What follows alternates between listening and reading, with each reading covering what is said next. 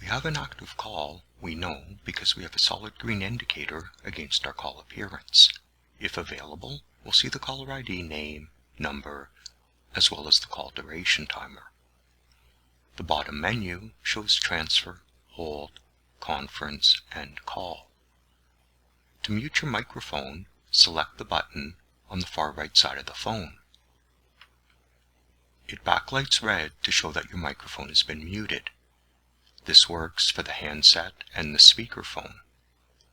Select again, the light goes out and your microphone is active.